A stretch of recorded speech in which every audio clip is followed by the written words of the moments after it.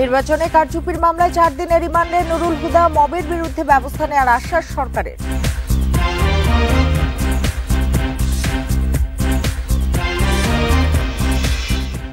Mob অপসংস্কৃতির বিরুদ্ধেও BNP Nurul হুদাকে লাঞ্ছিত করার ঘটনায় দলীয় কেউ জড়িত থাকলে কঠোর ব্যবস্থার হুঁশিয়ারি।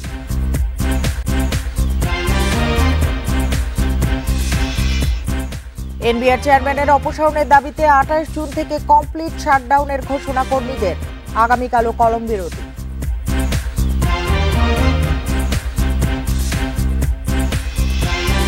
সার্ভার জটিলতা 1 মাস ধরে ঝুলছে। 45,000 শিক্ষকের অবসর ভাতার আবেদন। সংকট সমাধানে কাজ চলছে বলছে কর্তৃপক্ষ। আমন্ত্রণ বিরতিহীন রাত 9টায় বাংলাদেশে। আপনাদের সঙ্গে আছি আমি সুমনা সিমি। এতক্ষণ জানাচ্ছিলাম শিরোনামগুলো, এবার জানাবো পুরো খবর। স্বৈরাচার শেখ হাসিনার আমলে প্রহসনে নির্বাচনের অভিযোগে সাবেক সিইসি নুরুল হুদাকে 4 দিনের রিমান্ড দেওয়া হয়েছে। ঢাকার chief metropolitan magistrate Mostafiz Rahman এ আদেশ দেন। শুনানিতে আসামি পক্ষ দাবি করে মাঠ প্রশাসনের তথ্যে 2018 সালে নির্বাচনকে বৈধতা দেন সাবেক সিইসি। তবে রাষ্ট্রপক্ষের দাবি মাঠ পর্যায়ে টাকা ঢেলেছিল নুরুল হুদার নেতৃত্বাধীন কমিশন। রাজধানীর শেরেবাংলা নগর থানায় রোববার সাবেক সিইসি নুরুল হুদা সহ 19 জনের নামে মামলা করে বিএনপি। জনগণের ভোট ছাড়া নির্বাচনের অভিযোগে করা সেই মামলায় সোমবার বিকেলে আদালতে হাজির করা হয় নুরুল হুদাকে। দিনের ভোট রাতে করা সহ জনগণের ভোটাধিকার থেকে বঞ্চিত করার জন্য তার 10 দিনের রিমান্ড চায় পুলিশ। নুরুল হুদার আইনজীবী জামিন শুনানিতে দাবি করেন মাঠের তথ্যের ভিত্তিতে 2018 সালের নির্বাচনকে বৈধতা দেন সাবেক সিইসি। আমাদের সকল কর্মকর্তা এবং সকল আমরা যে নির্বাচন কমিশন আছি এবং মাঠ পর্যায়ে সকল কর্মকর্তা এই নির্বাচনে সংশ্লিষ্ট। অতএব এখানে নির্বাচন অবৈধ বা রাতের ভোট দিনের ভোট রাতে হওয়ার মতো কোনো অভিযোগ এখানে উত্থাপিত হয়নি, আমরা অভিযোগ পাইনি।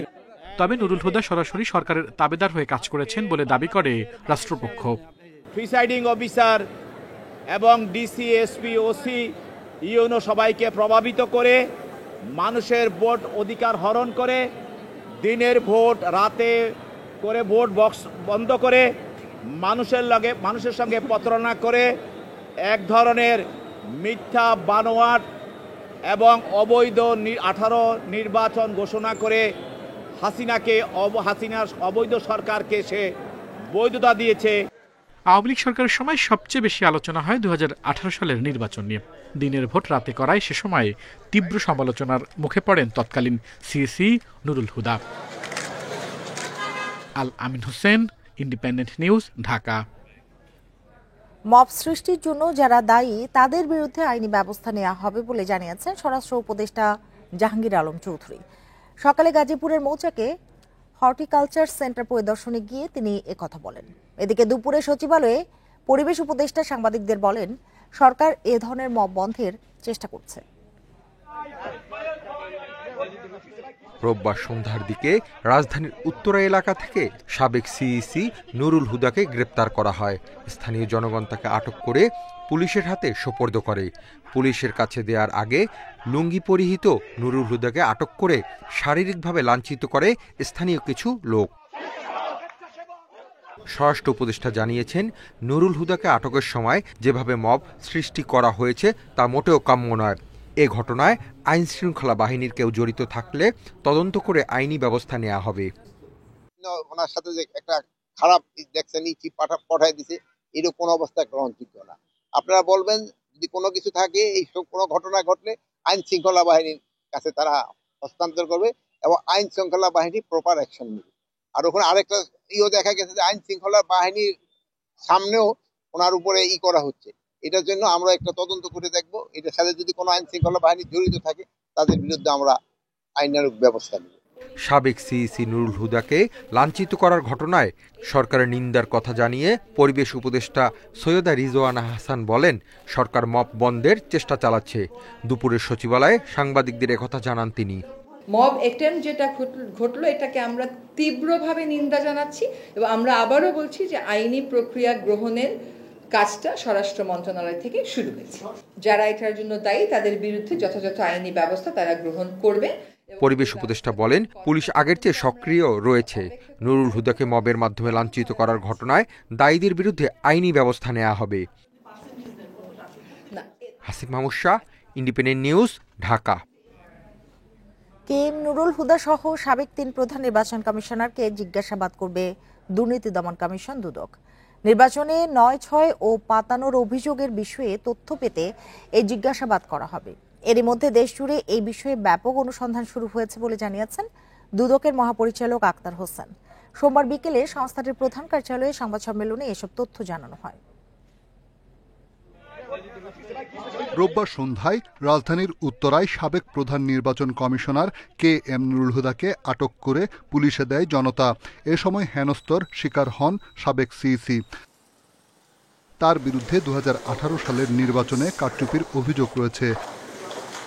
শুধু 2018 নয়, 2014 ও 2024 সালের জাতীয় নির্বাচনেরও কারচুপি নিয়ে অনুসন্ধান করছে দুর্নীতি দমন কমিশন। এর অংশ হিসেবে তথ্য উপাত্ত সংগ্রহ করা হচ্ছে জাতীয় নির্বাচন অফিস থেকে। অনুসন্ধান দল রেকর্ডপত্র সংগ্রহের জন্য অধিযাচনপত্র প্রেরণ করেছেন এবং অনেক ক্ষেত্রে তারা কিছু কিছু রেকর্ডপত্র পেয়েছেন। আরও যেসব তথ্যাদি প্রয়োজন সেই জন্য তারা কাজ করছেন।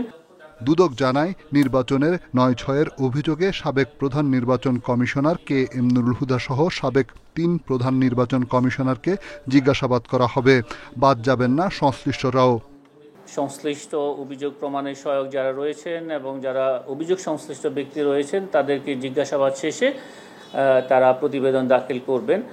অভিযোগ প্রমাণিত হলে সংশ্লিষ্ট সবার বিরুদ্ধে ক্ষমতার অপব্যবহারের ধারায় মামলা করবে বলে জানিয়েছে দুদক। প্রাসঙ্গিক দপ্তর রয়েছে, সবগুলোতেই তারা পত্র যোগাযোগ করেছে। রিশাদ হুদা, ইন্ডিপেন্ডেন্ট নিউজ, ঢাকা। সাবেক সিইসি নুরুল হুদার সাথে গতকাল এবং কোর্টে যারা অসৎ আচরণ করেছে তাদের শাস্তি দাবি করেছেন বিএনপির সিনিয়র যুগ্ম মহাসচিব রুহুল কবির রিজভী। নয়াপল্টনে কেন্দ্রীয় কার্যালয়ে মব তৈরি করে সাবেক সিইসিকে হেনস্থার প্রসঙ্গে একথা বলেন তিনি। মবে দলীয় কেউ জড়িত থাকলে তাদের বিরুদ্ধে ব্যবস্থা নেওয়া হবে বলেও জানান তিনি।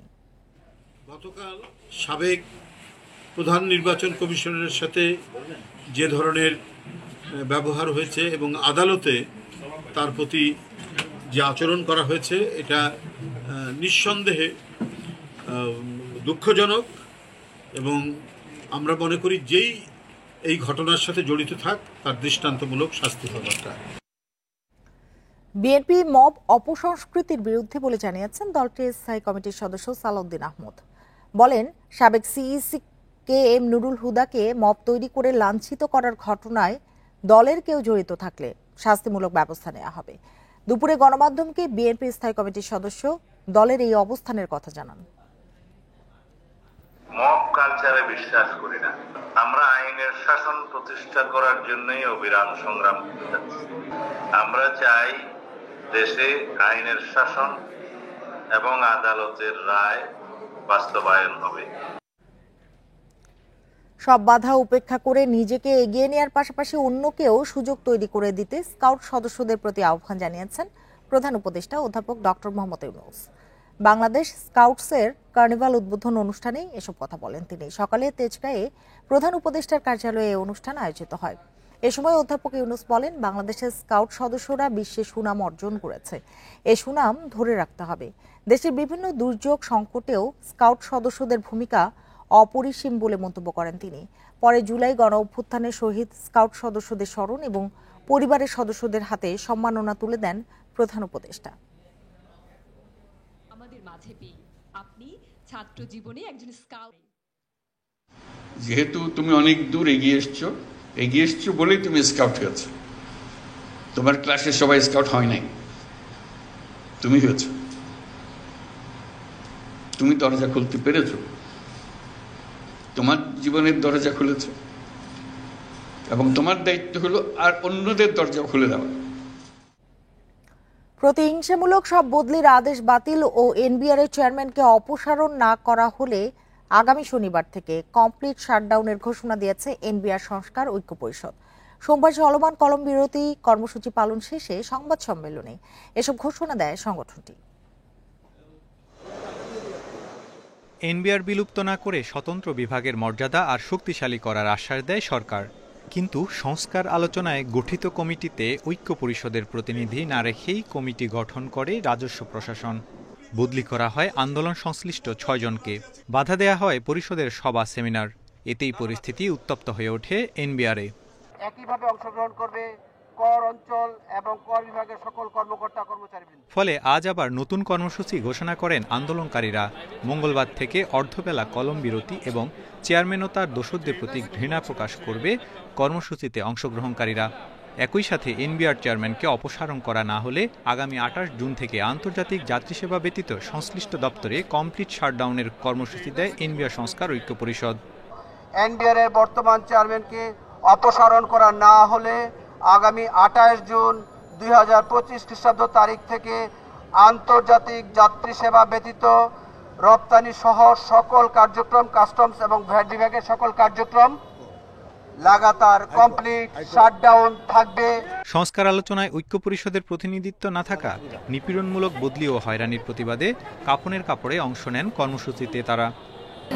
সেমিনার করতে যাচ্ছি, তখন চেয়ারম্যান মহোদয় বলেন যে না, ওরা কেন সেমিনার করবে, আমি একটা কমিটি গঠন করব, তারাই সেমিনার করবে, এবং ঐক্য পরিষদকে উনি অস্বীকার করেন। তার মানে তিনি কি অর্থ মন্ত্রণালয় বা অর্থ উপদেষ্টা মহোদয়ের যে প্রেস রিলিজ সেটা কি অস্বীকার করছেন? এদিকে এনবিআরের চলমান পরিস্থিতিতে আমদানি রপ্তানি বাধাগ্রস্ত হচ্ছে বলে জানিয়েছেন ভুক্তভোগীরা। বেনাপোল কাস্টম হাউসে সকাল 9টা থেকে কর্মবিরতি চলছে। অফিসাররা টেবিলে এসছে কিন্তু কেউ কাজ করছে না। তাদের বক্তব্য কেন্দ্রীয় কর্মসূচির অংশ হিসেবে বেনাপোল কাস্টম হাউসে কলম বিরতি চলছে। মে মাসে এনবিআর 2 ভাগ করে অধ্যাদেশ জারির পর তা বাতিলের দাবিতে আন্দোলনে নামেন এনবিআরের কর্মকর্তা কর্মচারীরা। তাদের আন্দোলনে পিছু হটে সরকার। Tarek Hossain, independent news, Dhaka. বিভিন্ন মেগা প্রকল্পের মেয়াদ শেষ হওয়ায় ক্রমাগত বাড়ছে বৈদেশিক ঋণ পরিশোধের চাপ। চলতি অর্থবছরের প্রথম 11 মাসে রেকর্ড প্রায় $4 বিলিয়ন ঋণের সুদ ও আসল পরিশোধ করেছে সরকার। অর্থ মন্ত্রণালয়ের প্রতিবেদন অনুযায়ী চলতি অর্থবছরের প্রথম 11 মাসে উন্নয়ন সহযোগীদের সুদ ও আসল পরিশোধ করা হয়েছে $3.78 বিলিয়ন, যা এ যাবৎকালে সর্বোচ্চ পরিশোধ। গত অর্থবছরের একই সময়ের চেয়ে যা 23.4% বেশি। অর্থ মন্ত্রণালয়ের কর্মকর্তারা জানান, অনেক মেগা প্রকল্পের এবং বাজেট সহায়তা ঋণের গ্রেস পিরিয়ড শেষ হয়ে যাওয়ায় ঋণ পরিশোধের চাপ ক্রমাগত বাড়ছে। এছাড়া বাজার ভিত্তিক উচ্চ সুদ হারও এতে প্রভাব ফেলেছে।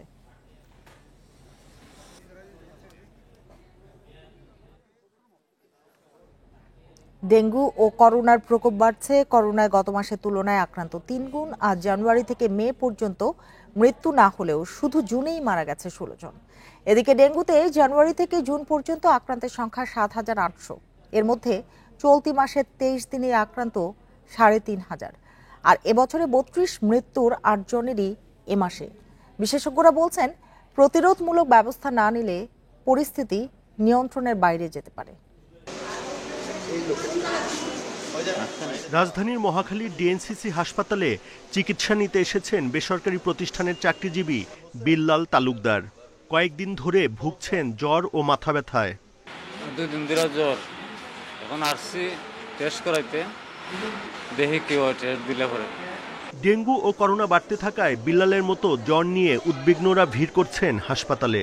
ল্যাব টেস্টের মধ্যে দেখা যাচ্ছে যে তাদের বিভিন্ন মাত্রা হিমাটোক্রিট পরিমাণ খুব কমে যাচ্ছে, অথবা তাদের ক্ষেত্রে প্লাটলেট কাউন্ট খুব বেশি কমে যাচ্ছে। এই ধরনের সমস্যা নিয়েও একটা গ্রুপ আমাদের কাছে রেফার হয়ে আসছে। স্বাস্থ্য অধিদপ্তর জানাচ্ছে, এপ্রিলে করোনা আক্রান্তের সংখ্যা 23, মেতে তা বেড়ে দাঁড়ায় 86, আর এ মাসে 22 জুন পর্যন্ত আক্রান্ত 275।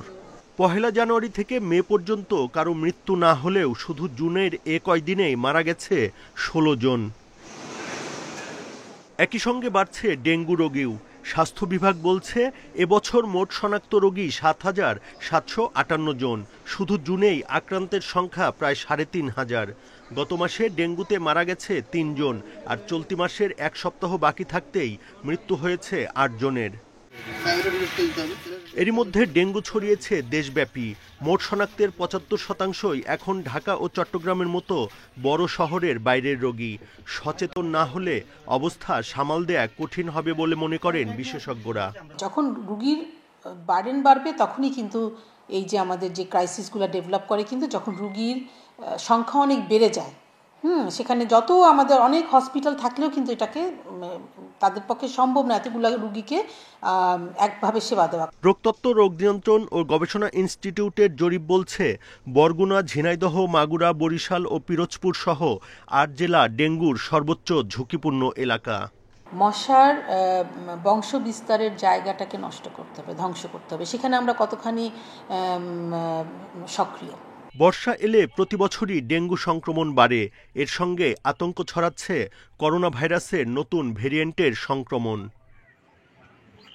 Buddhadeb Kundu, independent news, Dhaka.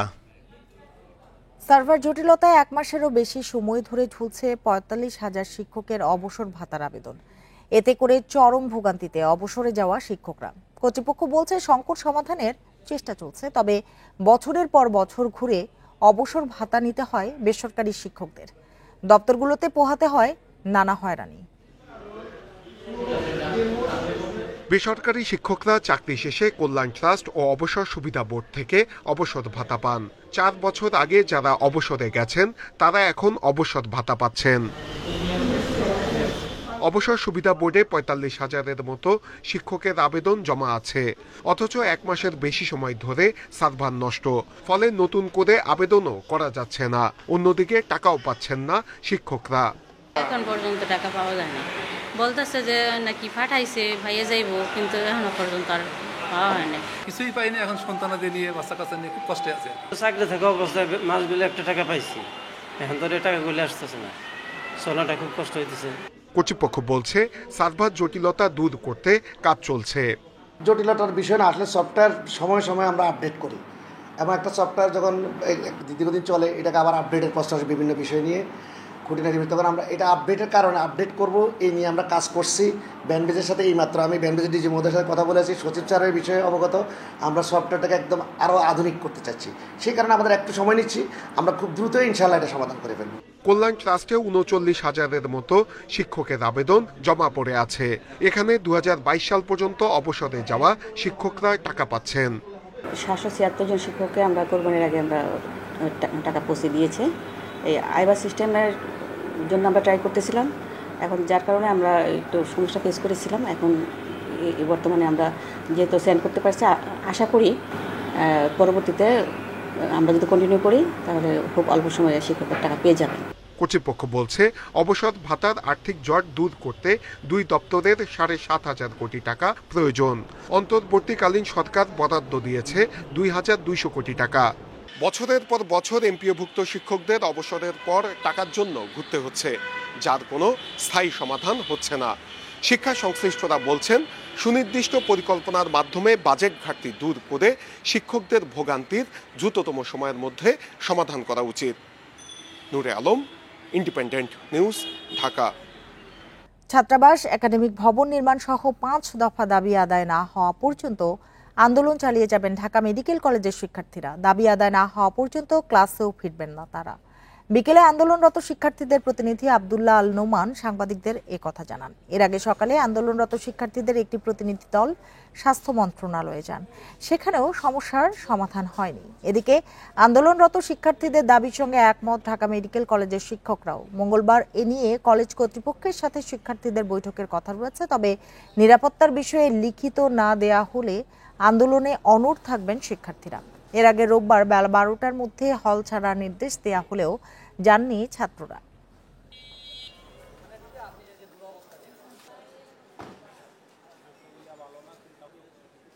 আমাদের কনসার্ন একটা হচ্ছে ছাত্রদের নিরাপত্তা, আর দ্রুত একাডেমিক অ্যাক্টিভিটিসে ফিরে আসা যায় কিনা সেই জন্য একাডেমিক কাউন্সিল সিদ্ধান্ত নিয়েছে আপাতত কলেজ বন্ধ ঘোষণা হবে।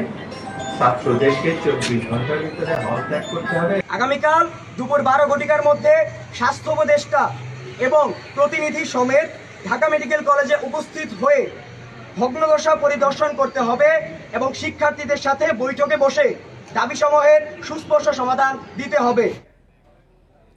এবার পরিবেশ বান্ধব কারখানা পুরস্কার পাচ্ছে দেশের 30টি শিল্প কারখানা। মঙ্গলবার আনুষ্ঠানিকভাবে প্রতিষ্ঠানগুলোর শীর্ষ নির্বাহীদের হাতে এ পুরস্কার তুলে দেওয়া হবে। শ্রম ও কর্মসংস্থান মন্ত্রণালয় 19 জুন পরিবেশ বান্ধব কারখানা পুরস্কার প্রাপ্তদের তালিকা প্রকাশ করে।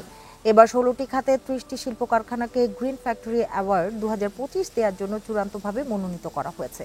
এর মধ্যে নিট তৈরি পোশাক খাতে 3টি ও বস্ত্র খাতের 4টি প্রতিষ্ঠান পরিবেশ বান্ধব কারখানার পুরস্কার পাচ্ছে। মূলত প্রাকৃতিক সম্পদের ব্যবহার কমানো, বর্জ্য ব্যবস্থাপনা, দূষণ নিয়ন্ত্রণ এবং কার্বন নিঃসরণ কমিয়ে টেকসই উপায়ে পণ্য উৎপাদন করা কারখানাগুলোকে পরিবেশ বান্ধব হিসেবে পুরস্কৃত করে সরকার। এতক্ষণ সাথে থাকার জন্য ধন্যবাদ সবাইকে।